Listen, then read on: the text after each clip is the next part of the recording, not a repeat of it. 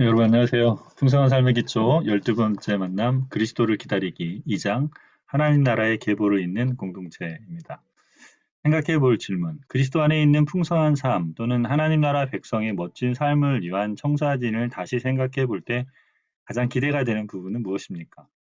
앞장에서는 풍성한 삶의 기초에서 다룬 내용 전체를 정리해 보았습니다. 12주 동안 배운 내용을 한꺼번에 정리하기가 그리 쉽지는 않지만 실생활에서 이 내용을 적용할 수 있도록 네 가지 관계와 관련된 주요 개념을 마음속에 잘 정리해 놓는 것은 매우 중요합니다.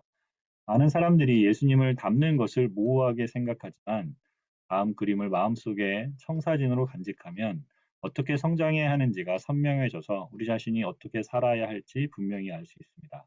이 책에서 살펴본 네 가지 관계를 중심으로 다시 한번 정리해 봅시다. 먼저 하나님과의 관계, 자신과의 관계, 공동체와의 관계, 세상과의 관계 이렇게 큰 관계가 네 가지 있습니다. 하나님과의 관계에서 중요한 두 가지는 알아가기와 사랑하기입니다. 또 알아가기에서 중요한 것은 성경입니다. 여기에서는 다섯 손가락을 기억하십시오. 사랑하기 아래에는 예배와 순종, 기도가 있습니다.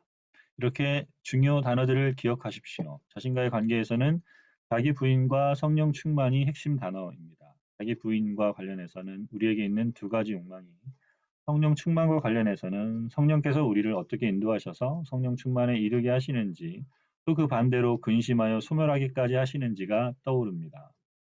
공동체의 관계에서는 형제 사랑과 섬김의 도가 중요한 단어입니다.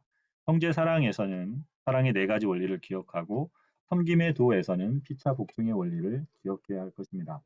그 다음으로 세상과의 관계에서는 복음 전도와 세상 경영이 필요합니다. 여기서는 복음 전도의 의미를 기억하고 세상 경영의 두 가지 원리인 사랑과 정의, 세상을 경영하는 방법인 노동의 의미를 잘 새겨 놓아야 합니다. 우리가 예수를 닮아 성숙하려고 할 때 가장 중요한 것은 시각과 생각이 바뀌는 것입니다. 겉으로 드러나는 모습에 집착하지 말고 우리를 변화시킬 수 있는 본질에 집중해야 합니다. 앞장에서 한 번에 간략히 정리한 것처럼 여러분 스스로 풍성한 삶의 기초를 자신의 말로 표현해 보십시오. 혼자서도 좋고 따르미와 이끄미가 서로 한 번씩 정리해 보아도 좋겠습니다. 이렇게 생각이 바뀌고 행동도 조금씩 바뀌기 시작합니다. 행동이 바뀌면 우리 몸에 배어 있던 습관도 바뀝니다. 이 습관은 여러 번 반복된 행동의 결과로 우리 속에 각인되었습니다. 그렇기 때문에 습관을 깨는 것은 정말 어렵습니다. 사람들은 익숙한 것을 받아들이기를 좋아합니다. 예를 들어 운동할 때도 어떤 자세가 몸에 한 번 배면 고치기가 상당히 어렵습니다. 저는 어릴 때부터 테니스를 쳐서 공을 무난하게 넘기지만 어떤 날은 잘 맞고 어떤 날은 잘 안 맞습니다. 그래서 제대로 강습을 받아봐야겠다 싶어서 테니스를 배우기 시작했습니다. 그런데 코치가 저의 자세를 일일이 고쳐줍니다. 공 맞는 위치, 공 맞는 높이, 라켓 잡는 방법, 라켓 돌리는 법, 어깨 쓰는 방법 등이 다 틀렸다는 것입니다. 그렇게 강습을 받던 중에 어느 날 코치가 그러더군요. 그냥 치시죠. 그거 다 고치려면 힘든 것 같습니다. 그래서 결국 자세 교정은 그만두었습니다. 이미 몸에 밴 것은 정말 고치기가 어렵습니다. 습관이 변화될 때 우리의 인격과 인생이 바뀝니다. 지난 12주 동안 열심히 풍성한 삶의 기초를 훈련했지만 그렇다고 해서 우리가 단박에 변화되지는 않습니다. 작은 변화의 조짐이 보인다고 해서 반드시 진정한 변화로 이어지지는 않기 때문입니다. 사람은 그렇게 쉽게 변하지는 않습니다. 우리는 지난 12주 동안의 청사진을 보았습니다.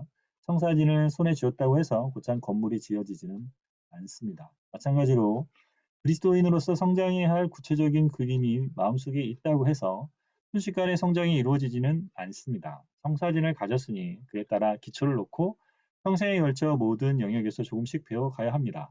이렇게 일생을 통해서 배워나가다 보면 우리에게 그리스도의 향기가 풍기고 성령의 열매가 드러나는 것을 보게 될 것입니다.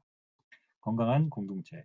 건강한 공동체는 사람들의 생각과 행동과 습관이 바뀔 수 있도록 도와주는 가장 좋은 환경입니다.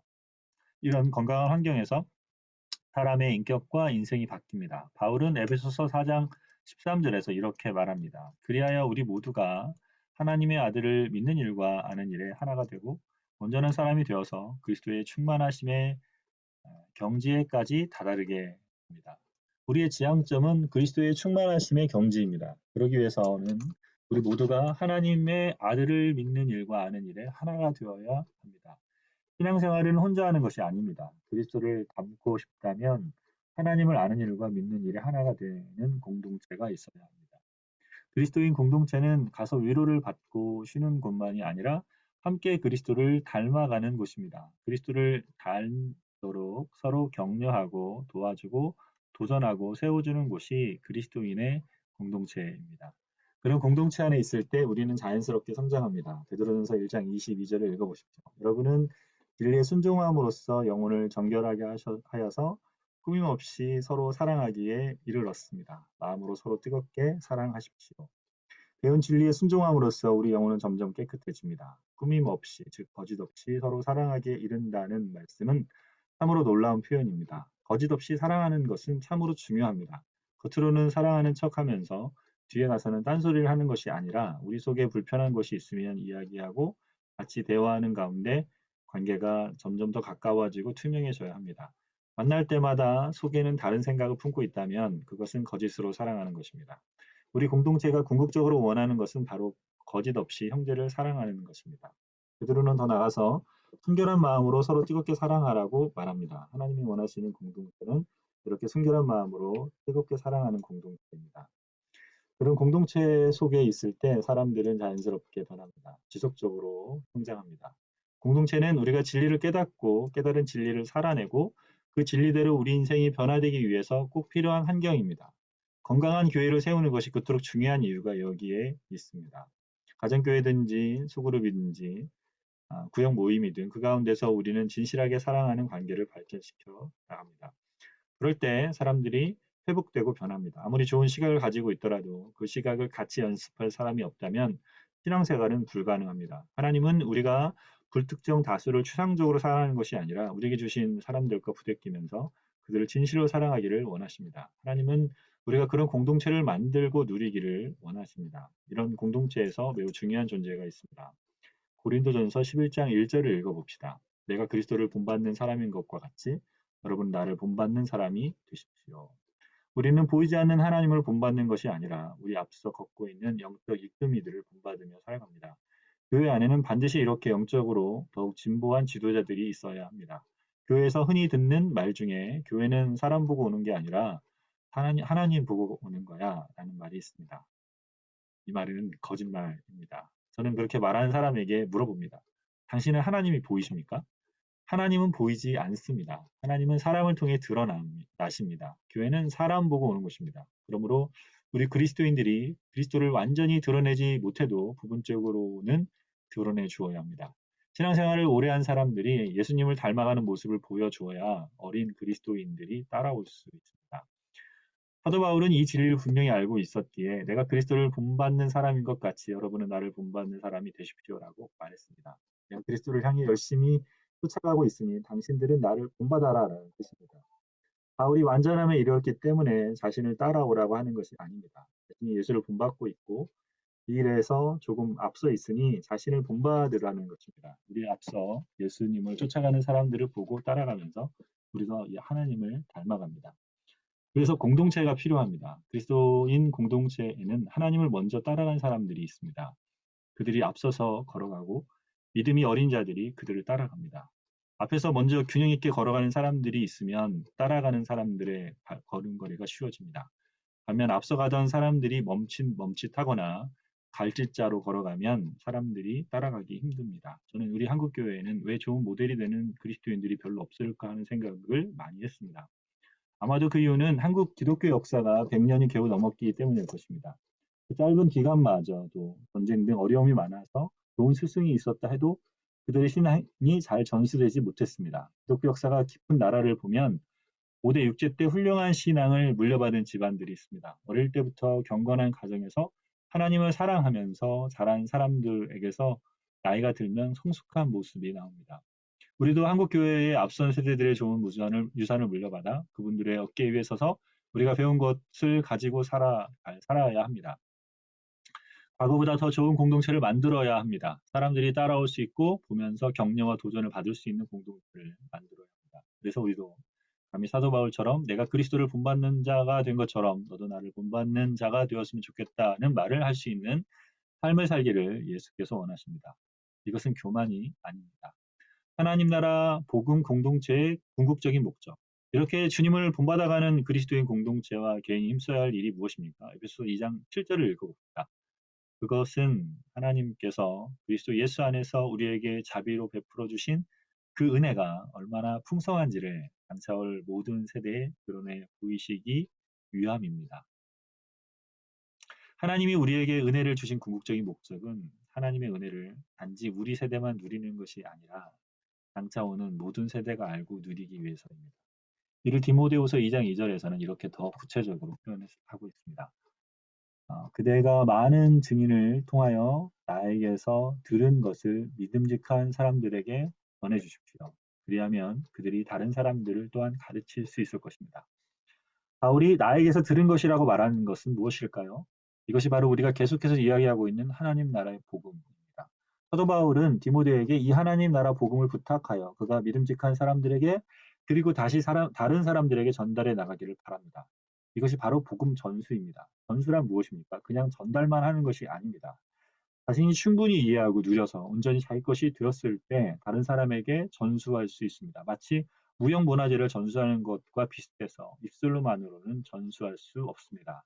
자신이 이미 그런 삶을 누리고 있어야 합니다. 하나님 나라 복음 전수가 왜 이렇게 중요할까요? 기독교 역사의 명맥은 어느 조직이나 교파, 권력이나 학파가 아니라 하나님 나라 복음을 자신의 인격과 삶으로 녹아내어 전수한 사람들에 의해서 이어져 왔습니다. 사도 바울이 자신으로부터 영적 세대를 4대, 바울, 디모데, 믿음직한 사람, 다른 사람들로 바라보며 디모데에게 복음을 전수하였던 것처럼 복음을 살고 전한 사람들이 있었기에 기독교 역사가 지금에 이르게 되었습니다. 복음 전수에서 가장 큰 수혜자는 다름 아닌 복음 전수자입니다. 복음을 전수하면 할수록 이 복음이 자신 속에서 선명해지기 때문입니다.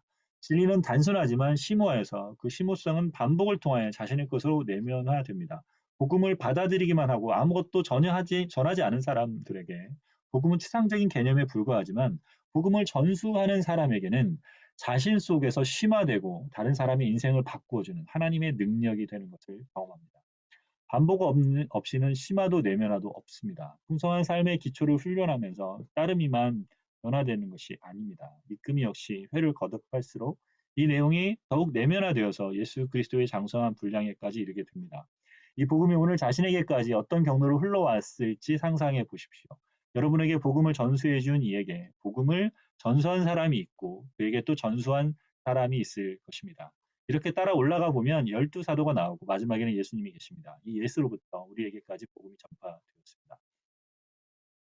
이 전수 과정에서 얼마나 많은 사람이 고초를 당하고 핍박을 당하고 더 나아가 죽음에까지 이르렀겠습니까? 이렇게 고귀한 헌신을 통해서 우리에게 복음이 전해졌습니다. 그런데 만약 이 고귀한 복음 전수가 우리 당대에서 금액이 끊어진다면 얼마나 안타깝고 부끄러운 일입니까? 반대로 만약 우리로부터 우리 동시대와 다음 세대의 복음이 풍성하게 전수된 것을 보게 된다면 우리는 얼마나 영광스럽게 주님을 만날 수 있겠습니까? 여러분 잊지 마십시오. 우리를 변화시키신 하나님 나라 복음을 공동체 속에서 살아내고 그 하나님 나라 복음을 주변 사람들과 다음 세대에 전수하는 것, 그리하여 하나님 나라 복음의 맥을 잇는 것, 이보다 더 중요한 일은 없습니다. 우리가 온전한 하나님 나라를 맞이할 때 우리는 이 영적 흐름도를 볼 텐데 그때 우리를 위해서 자신의 생명을 아낌없이 주셨던 그분과 우리 믿음의 선주 앞에 자랑스럽게 설 수 있기를 기도합니다.